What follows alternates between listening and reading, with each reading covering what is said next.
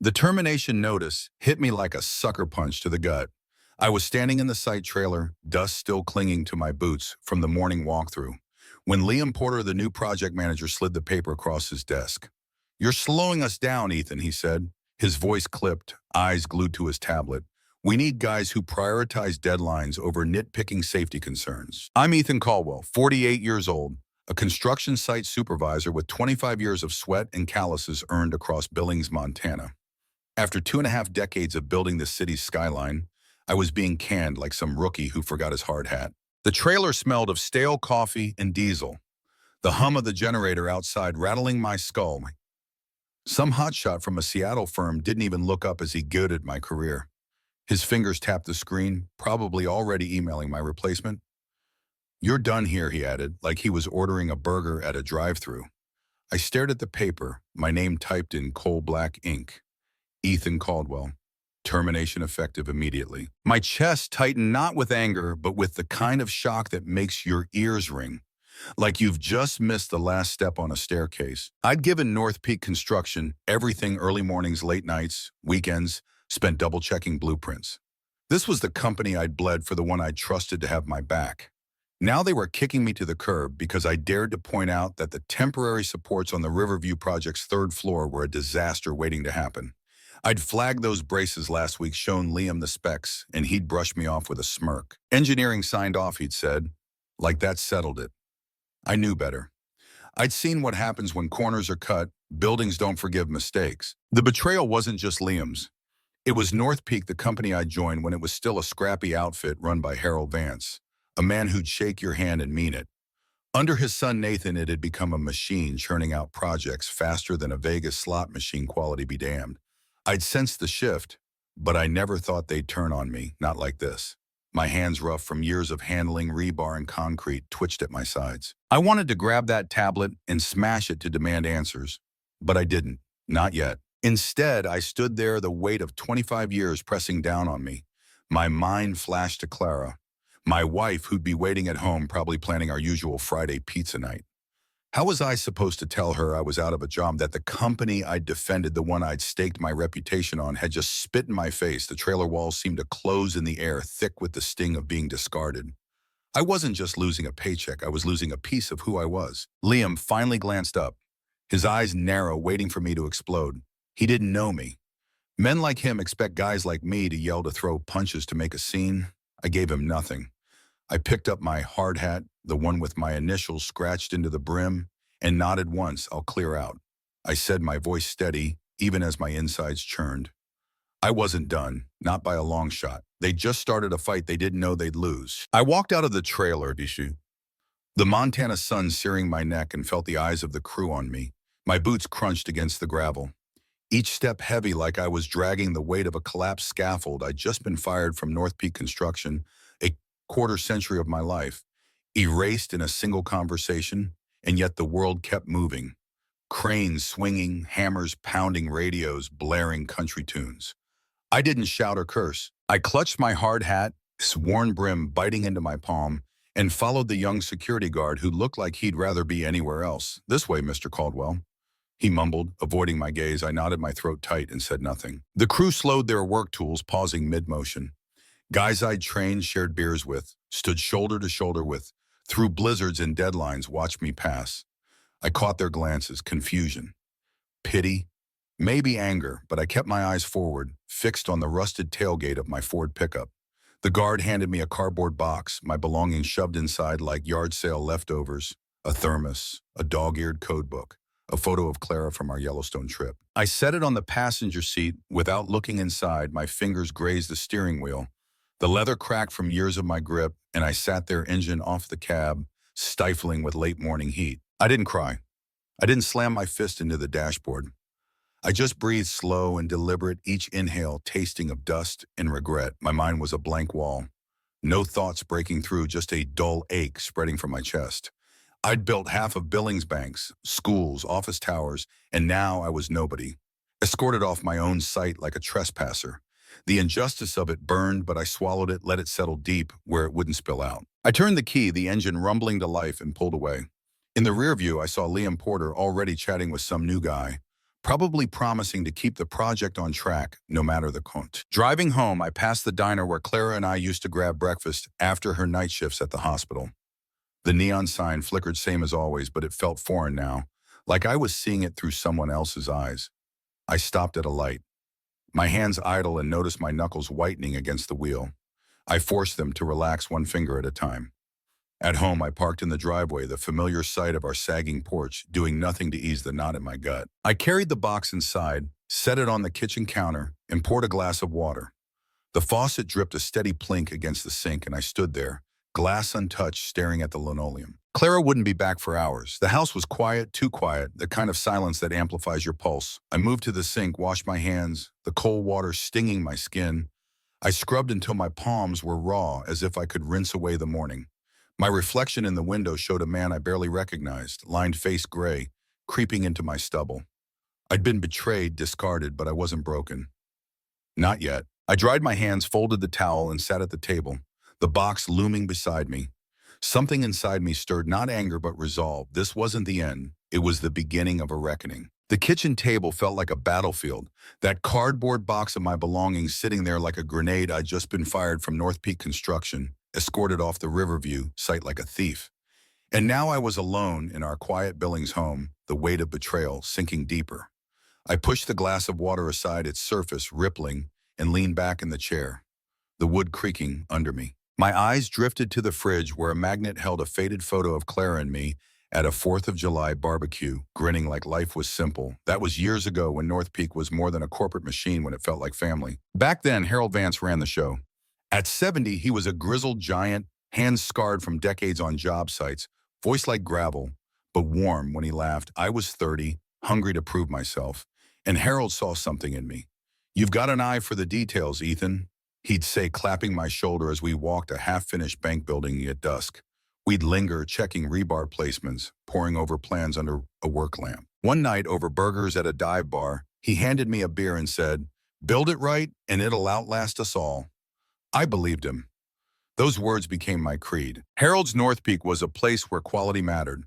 We'd celebrate pouring a perfect foundation with cheap whiskey and bad jokes, the crew tight like brothers. Clara would green us. Sometimes her nurse's scrubs swapped for jeans, laughing as Harold spun tales of his early days. She'd squeeze my hand under the table, her eyes saying she was proud of the man I was becoming. But somewhere along the line, things shifted. Harold retired and his son Nathan, E5, took over. The whiskey stopped flowing. Crew dinners became emails about efficiency metrics. Nathan's North Peak chased bigger contracts, flashier projects, and the Riverview Tower was their crown jewel, a rushed, over-budget beast that demanded sacrifices. I remembered the first time I noticed the change. Nathan called a meeting in a sleek boardroom. "Not a dusty trailer. We're scaling up," he said, flashing a smile that didn't reach his eyes. I sat in the back, my work boots out of place on the polished floor, listening as he preached streamlined processes. Later, I found Clara in our backyard, stringing Christmas lights. "They're moving too fast, aren't they?" she asked, reading my silence. I nodded, tossing a football to distract myself. "Just business," I muttered, but her frown told me she knew better. Those memories stung now, each one a reminder of what I'd lost. Harold's North Peak had been my home, a place where my name meant something. Under Nathan, I'd become a cog, disposable the moment I questioned their shortcuts. I traced the grain of the table with my thumb, the ache in my chest growing sharper. Clara's voice from that barbecue echoed, "You're the guy who keeps things standing, Ethan." But who was I now, with no crew, no sight, no purpose? The photo on the fridge mocked me, a snapshot of a life that felt like someone else's. I stood my chair, scraping the floor, and paced to the window. Outside, our street was still kids' bikes scattered on lawns, a normalcy that felt wrong. The pain wasn't just losing a job, it was losing the man I'd been. But as I stared at the horizon, a flicker of defiance sparked. They'd taken my badge, but not my fight. I wasn't done yet. The window pane was cool against my forehead as I stood in our Billings kitchen, the sting of being fired from North Peak Construction. Still raw, the street outside mocked me with its calm, kids chasing a soccer ball, a neighbor mowing his lawn, while inside I was unraveling. I'd lost my place, my purpose, but as I turned from the glass, a nagging unease took root. It wasn't just the betrayal that burned, it was the signs I'd seen for months, red flags I'd noted, but never challenged, hoping loyalty would outlast the cracks in North Peak's foundation. 4 months ago, when Liam Porter swaggered onto the Riverview site, I knew trouble was brewing. At 34, he carried himself like he'd invented concrete. His polished loafers absurd against the mud. He barely glanced at the steel framework, just jabbed at his tablet, issuing orders without touching a single beam. During our first safety briefing, he cut it short, waving off my checklist. "We're on a tight schedule," he snapped, as if caution was a luxury. I stood there, jaw tight, watching the crew exchange uneasy looks, but I held my tongue. Then came the material deliveries I'd always inspected every shipment. Rebar bolts, fireproofing, cross-checking against specs, but Liam started signing off without looking. One morning, I found crates of substandard bolts for the fourth-floor supports. They're threading off cheap enough to fail under stress. I flagged it, holding one up to show him. "These won't hold," I said, voice steady. He didn't even pause, just muttered, "Supplier says they're fine," and walked away, his earpiece blinking dowdy. I stared at the bolts in my hand, a pit forming in my gut, but I didn't push. I should have. The shortcuts piled up. Safety logs, once meticulous, became scribbles. Fireproofing tests, critical for a high-rise, were rushed, results glossed over. I caught a report showing failed samples, but Liam dismissed it, claiming new tests cleared it. When I asked to see them, he changed the subject, his smile too slick. At home, I'd pace our living room. Clara watching me over her coffee. "They're cutting corners, aren't they?" she'd say. Her voice soft but sharp. I'd nod, tossing a dart at the board we kept by the couch, avoiding her eyes. I was scared to admit how bad it was getting. The crew felt it too. Guys who trusted me for years started asking questions, quiet ones after shifts over smokes by the Porta-Johns. "This ain't right, Ethan, is it?" one asked, nodding at a shaky scaffold. I'd shrug, say I was handling it, but I wasn't. I was documenting photos, notes, emails saved on my personal laptop. But I didn't act. Loyalty, or maybe cowardice, kept me quiet. Now sitting in my kitchen, those moments haunted me. Every ignored warning was a brick in the wall that had just crushed my career. I leaned against the counter, the cold granite grounding me. Clara's shift wouldn't end for hours, leaving me alone with my thoughts. The signs had been screaming, but I'd played along, hoping North Peak would course correct. Foolish, the company I'd given 25 years to wasn't the one Harold Vance built anymore. It was Nathan's now, and Nathan didn't care about anything but the bottom line.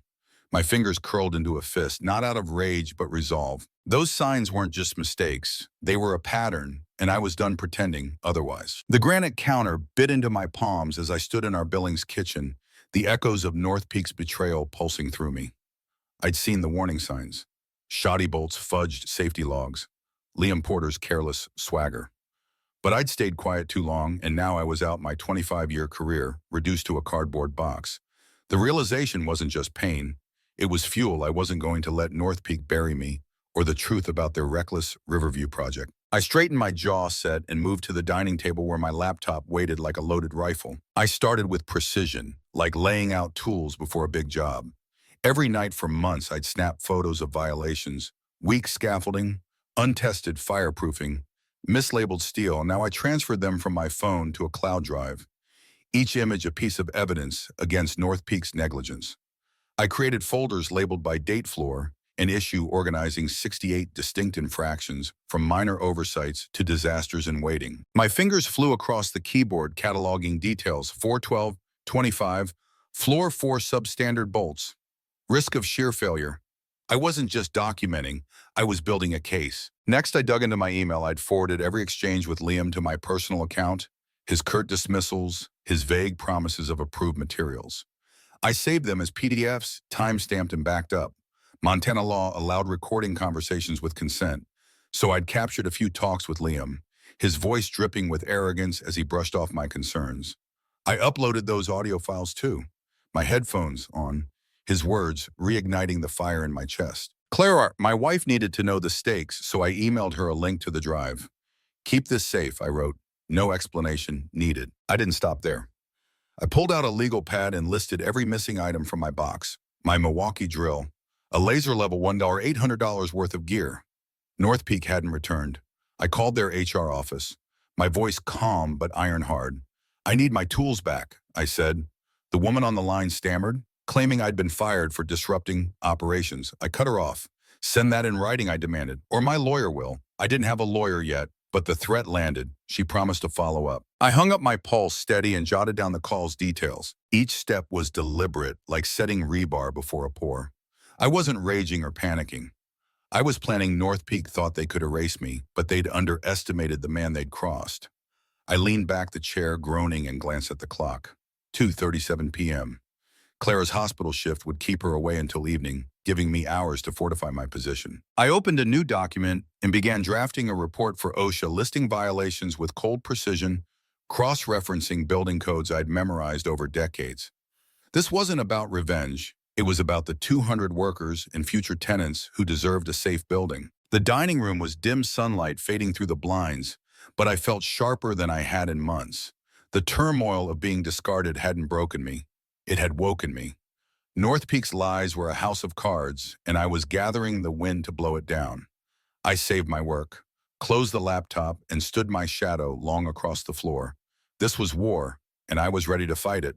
My way quite calculated and unrelenting. My shadow stretched across the dining room floor as I shut the laptop. The weight of my evidence against North Peak Construction, locked in the cloud, I'd spent hours cataloging their violations. My resolve hardening with every photo and email. But as the afternoon light dimmed in our Billings home, a deeper unease gnawed at me. I'd been fired for calling out their shortcuts. But what if the rot went beyond Liam Porter's arrogance? I paced to the fridge, grabbed a root beer, and cracked it open, the hiss sharp in the silence. Then my phone buzzed, a text from Marcus Reed, a grizzled electrician I'd worked with for 15 years. Meet me at Rusty's Diner. Got something you need to see. Rusty's was a greasy spoon off Main, all chipped Formica and flickering fluorescence. Marcus 52 sat in a corner booth, his work jacket slung over the seat, a coffee mug dwarfed by his calloused hands. This ain't just about bad bolts, he said, sliding a USB drive across the table, his eyes steady but troubled. I plugged it into my phone, heart pounding, and opened the files. What I saw wasn't negligence, it was fraud. North Peak had falsified concrete string tests for Riverview's foundation, swapping failed results for forged ones. Fire-retardant coatings critical for safety came from a batch flagged as defective, but the paperwork was doctored to hide it. They've been at this since the bid, Marcus said, voice low. Nathan Vance signed off on it all. I gripped the phone, my knuckles white as the scope of the conspiracy hit me.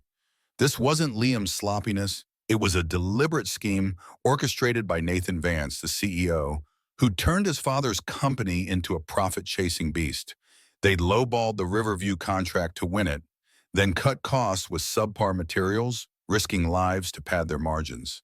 My stomach churned not with shock, but with a cold, seething fury. I'd trusted North Peak, poured my life into their projects, and they'd been building a death trap under my nose. Marcus leaned forward, his voice barely a whisper.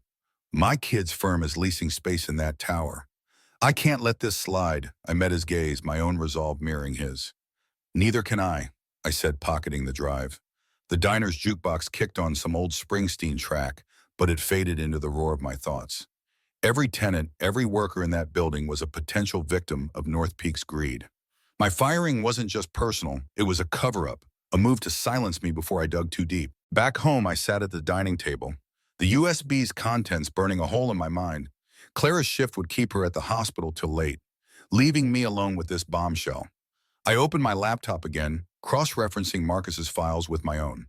The pattern was undeniable: fake test results, buried supplier warnings, even payments to city inspectors. My hands shook, not from fear, but from the clarity of what I had to do. North Peak thought they'd buried me, but they'd handed me the shovel to unearth their lies. The turmoil of their betrayal didn't weaken me. It sharpened my focus. I wasn't just fighting for my job anymore. I was fighting for every soul who'd walked through that tower's doors.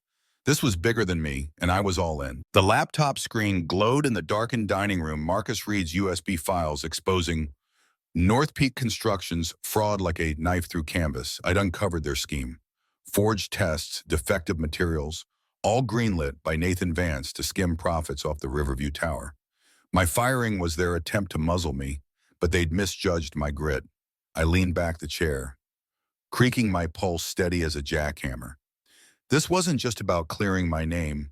It was about stopping a catastrophe. I cracked my knuckles and got to work setting a trap to drag their lies into the open. First, I compiled a dossier for OSHA, my fingers hammering the keys as I wove Marcus's evidence with my own 68 violations Now bolstered by proof of deliberate deceit, I attached photos, emails, and audio clips, each a nail in North Peak's coffin, and emailed it to the regional office at 1:14 a.m. Subject line, critical violations at Riverview. I didn't stop there. I sent a duplicate to the state building inspector, knowing their oversight could force a hard stop. My moves were surgical, like setting charges for a controlled demolition. Next, I reached out to a reporter from the Billings Gazette, a sharp woman I'd met at a city council meeting. Over a burner email, I suggested she dig into Riverview's public permits, check the approval dates against campaign donations. I typed, hinting at North Peak's cozy ties with City Hall. I didn't sign my name, but I knew she'd bite. My phone stayed dark. Clara's still at the hospital, so I kept moving, fueled by a quiet fire. I wasn't raging. I was calculating each step, locking a piece of the trap in place. Then came the wild card. Harold Vance, North Peak's retired founder. Marcus had tipped me off that Harold was furious about his son Nathan's corruption. I drove to his cabin outside town, the gravel road crunching under my tires. At 70, Harold was weathered but fierce, his eyes glinting with regret. "Nathan's killing my legacy," he growled, handing me a folder of internal records, proof of bribes to inspectors, buried by corporate. "I'm with you, Ethan," he said, his handshake like iron. I nodded, my throat tight. "We'll make this right." Back home, I integrated Harold's files into my report. The evidence now airtight, I scheduled a second OSHA submission for dawn, ensuring they'd act fast. My trap was simple: overwhelm. North Peak was scrutiny they couldn't dodge. The reporter's story would spark public outrage. City officials would squirm, and OSHA's boots would hit the site unannounced. Nathan and Liam would scramble their cover-ups, collapsing under pressure. I pictured their faces when the truth broke, and a grim satisfaction settled in my bones. The house was still, the clock ticking toward 3 a.m. I stood stretching my aching shoulders and glanced at a photo of Clara and me on the mantel taken at a rodeo years back. Her smile steadied me. This fight was for her, for Marcus's kid, for every worker I'd led. The betrayal had carved a hole in me, but it also forged a weapon. I wasn't the man they'd discarded anymore. I was the one holding the match, ready to ignite their downfall. My fingers hovered over the laptop. One last save, one last check. The trap was set, and North Peak wouldn't see it coming. Dawn broke over Billings, painting the sky in streaks of fire, but I hadn't slept. My trap was set. Reports sent a reporter primed Harold Vance's damning files, ready to bury North Peak Construction's corruption. I stood at my dining room window, coffee mug cold in my hand, the weight of their betrayal, a steel rod in my spine. I'd been cast out, my 25-year career trashed, but now the truth was a freight train, and North Peak was tied to the tracks. My phone pinged at 7:02 a.m. A text from Marcus Reed. "OSHA's here." Unannounced, it's happening. I drove to the Riverview site, parking a block away, my pickup blending with the morning traffic. The construction lot was chaos white.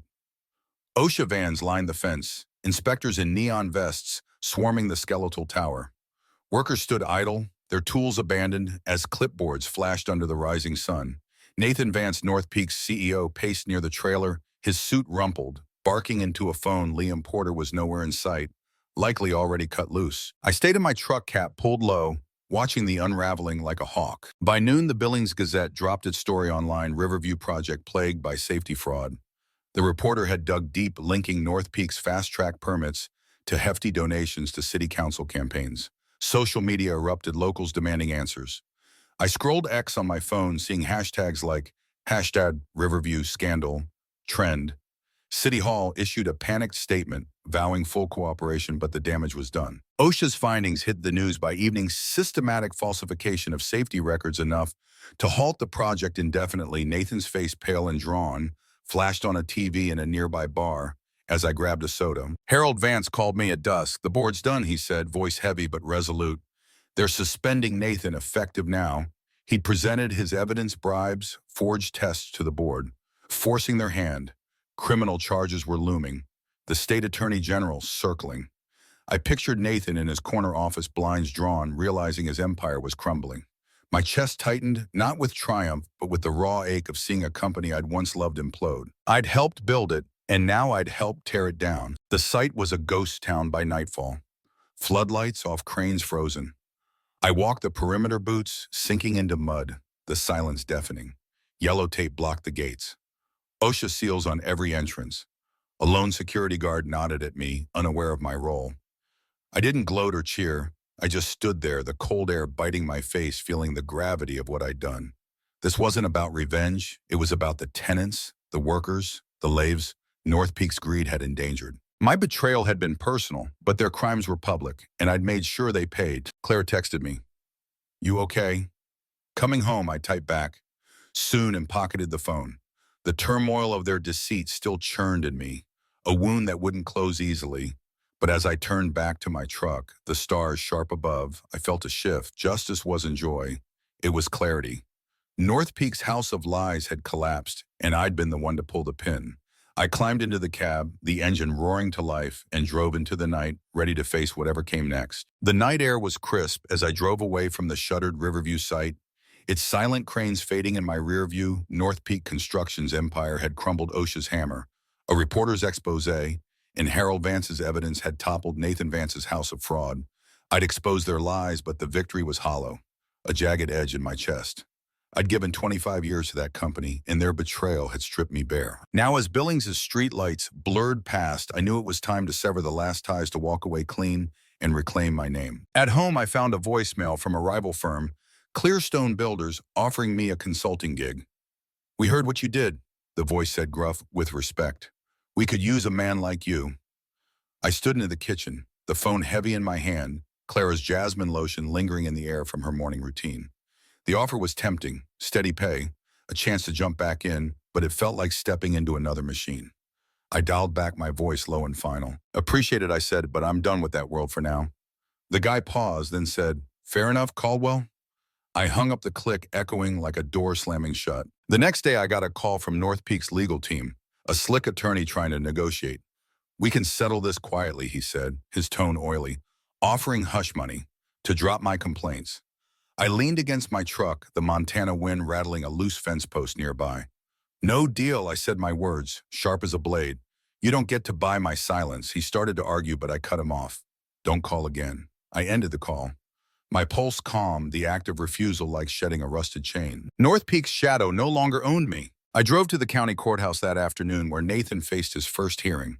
The lot was packed with news vans, cameras flashing like vultures circling. I didn't go inside.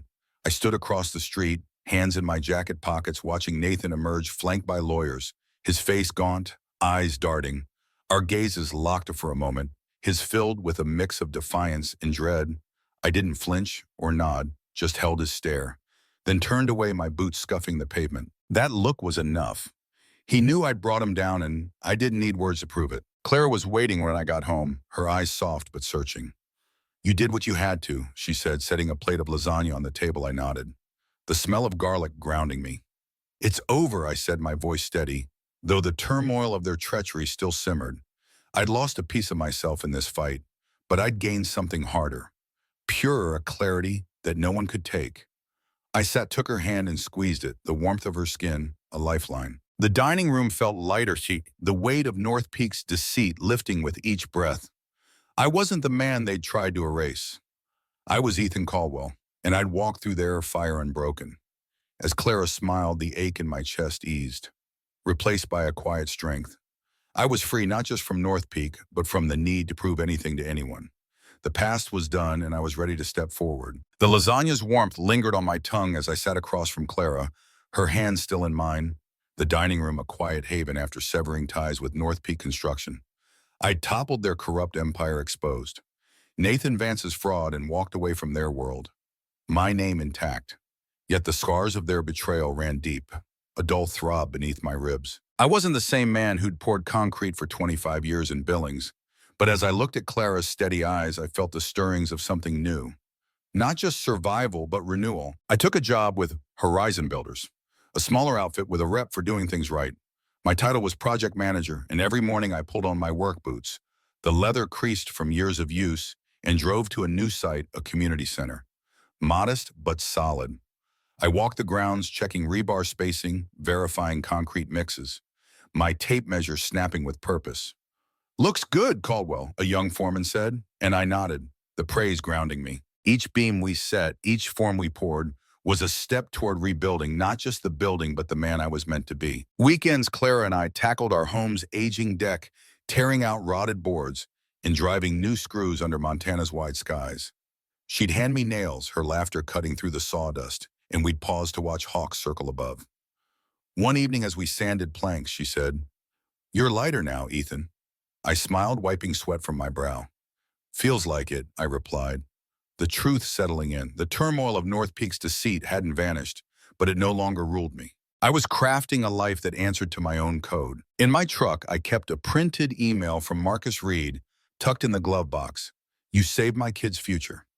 It read simple words that hit harder than any paycheck. I'd glance at it on tough days, a reminder that my fight had mattered.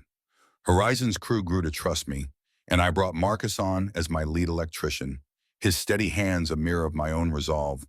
Together we built with precision, no shortcuts, no lies, just work that would stand the test of time. Nights were calm now.